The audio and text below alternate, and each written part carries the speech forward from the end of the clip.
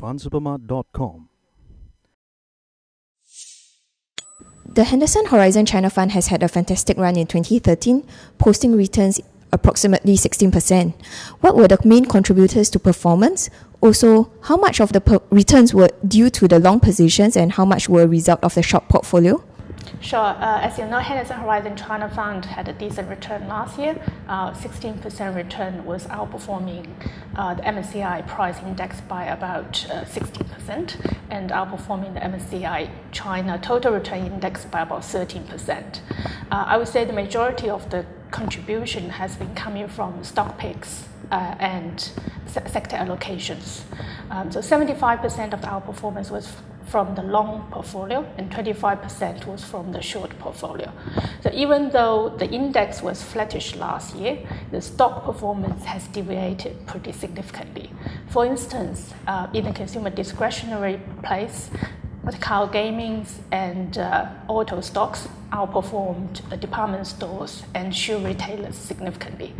And the IT sector did extremely well last year, while the large cap banks and energy company did pretty poor last year. So last year was a good year for stock pickers. The fund has an interesting allocation to Hong Kong, 18% long and 8% short, indicating a non-homogeneous market with pockets of over and undervalued companies. Is this correct, and can you briefly describe the investments in Hong Kong? Sure. Just to clarify first, over 90% of the fund assets is invested in Hong Kong listed companies. Those companies included Chinese companies, Hong Kong companies, and Macau companies. For instance, in this 18% long Hong Kong companies and 8% short in Hong Kong companies, in the long position, there's Macau gaming companies and Hong Kong conglomerates companies. They're all classified as Hong Kong companies. In the short positions, they were Hong Kong utility companies, for instance. We've always been looking for long and short, the undervalued or overvalued stocks. So in different regions. So it doesn't matter if it's in China or Hong Kong. If the stock we think is relatively significantly overvalued, we would take a short position. Vice versa, if we think it's significantly undervalued, we would like to take a long position. So that has been always the strategy of the fund. As recently as 30 August 2013, China Mobile and CNOOC were two of your top holdings. They have since dropped off the top 10 list. What are the reasons for this reallocation? For China Mobile, I consider when the share price above 85 Hong Kong dollar, it was fair valued.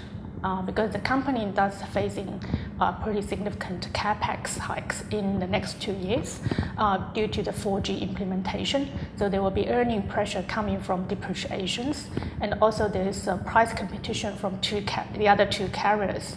So I don't think the earning growth will be fantastic in the next 2 years. That's why we've been reducing the position after it went up above 85 Hong Kong dollars. And for CNOOC, was only because we found better investment opportunities other places.